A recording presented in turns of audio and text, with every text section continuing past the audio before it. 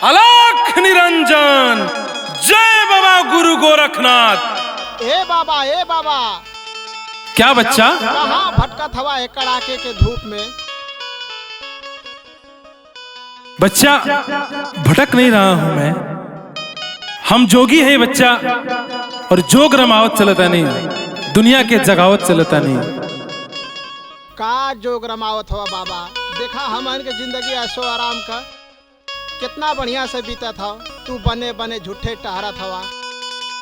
अरे बच्चा, अगर जिंदगी के सच्चाई जब जान जाइबा तो सब ऐसो आराम बेकार लागे लगी, हमर जिंदगी तहरा अच्छा लागे लगी। कैसन सच्चाई बाबा? सुनावत नहीं सुनावा। तोहने लोग के तरीका से हम बतावत नहीं, तोहन लोग के अगर समझ जाइबा जा तो जिंदगी संवर जाई। बतावा बाबा। सुना।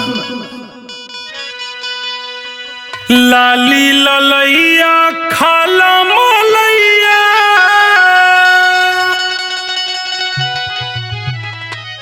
जब से कीर्तन में परान बा,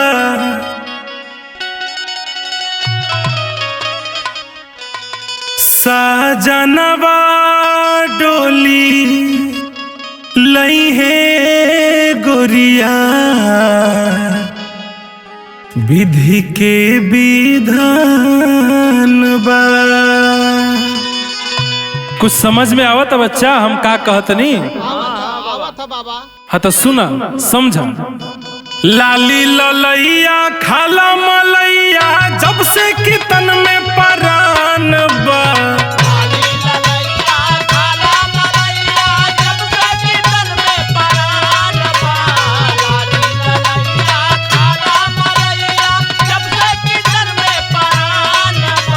लाली ललैया खाला मलैया, जब से कीर्तन में परान बा, सजनवा डोली लई है गोरिया, विधि के विधान बा।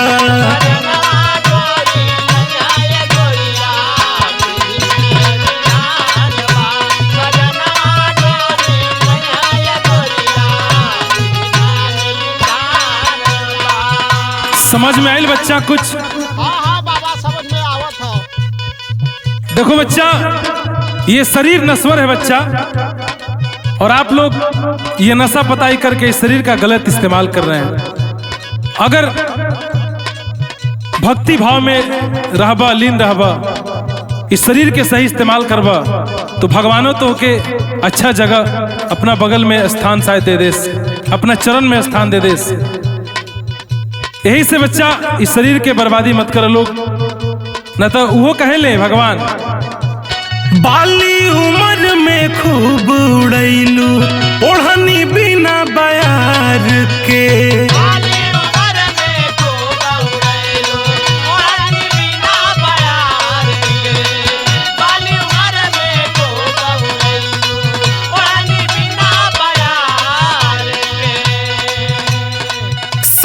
बहकल मनवा के तू रखलू नहीं समार के,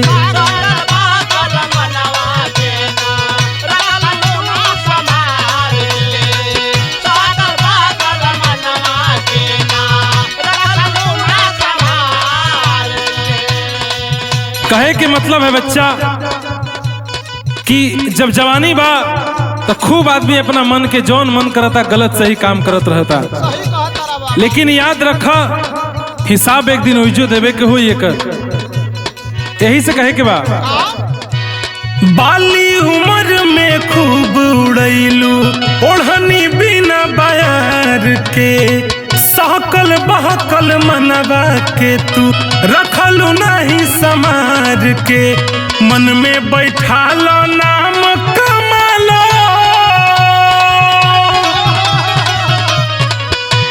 मन में बैठाला नाम कमाला, दुनिया में कर में महान बा, सजनवा डोली लई है गोरिया, विधि के विधान बा।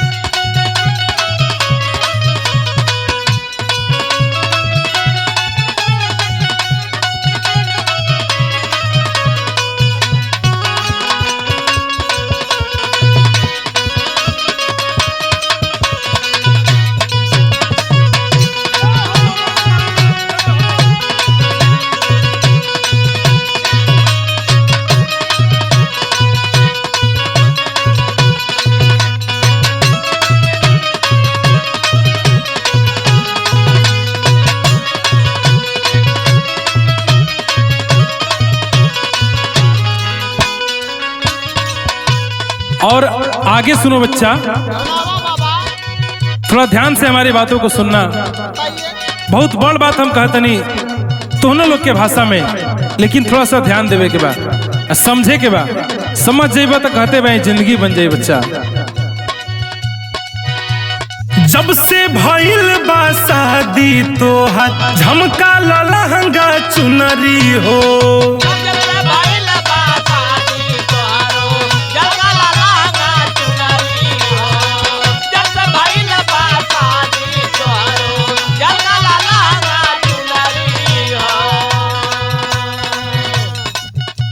नाका में आई नैहर के कबो ससुरे के शोभी लुगरी हो।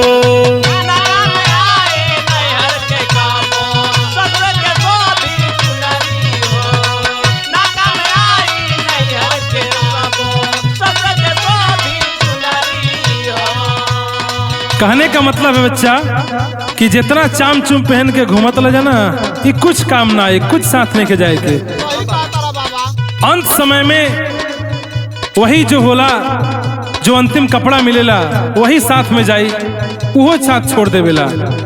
कि कर्म जैसन कर्म करबा वैसन ऊपर गुणगान होई, आ कर्मे सबसे महान बा बाबू। कहे के बा, जब से भइल बा शादी तोहरो झमका लहंगा चुनरी हो। नाका में आई नैहर के कबो ससुरे के शोभी लुगरी हो। नैहर गलैचा बाग बगैचा, नैहर गलैचा बाग बगैचा, छूट जाई दुनिया जहान बा। सजनवा डोली लइहे गोरिया, विधि के विधान बा।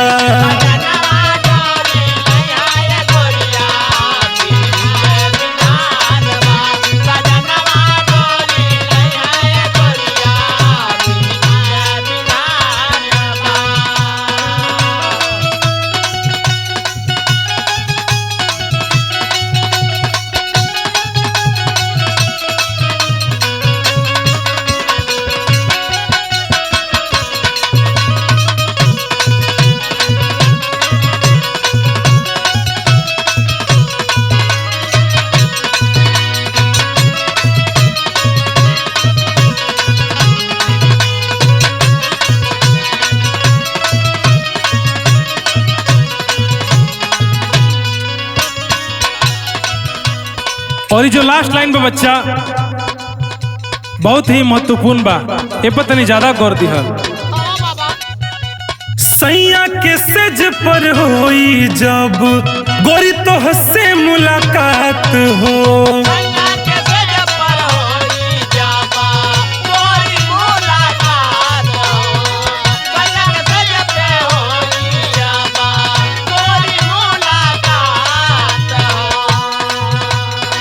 बोला तब का बतलैबू साजन पूछी है बात हो।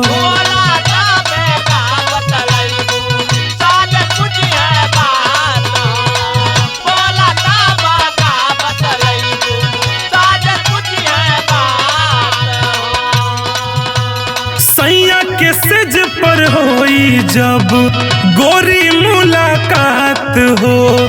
बोला तब का बतलैबू पूछी है जब बात हो। धानी चुनर में मोती सजाला, धानी चुनर में मोती सजाला, तबे तो हर कल्याण बा। सजना बा डोली लइहे गोरिया, विधि के विधान बा।